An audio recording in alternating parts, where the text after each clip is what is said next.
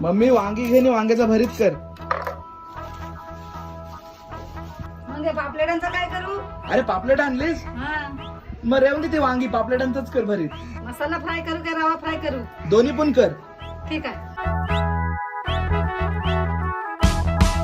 अगो पापलेटवाली होशील का माझी नवरी, माझे मनान भरलीस कौरी.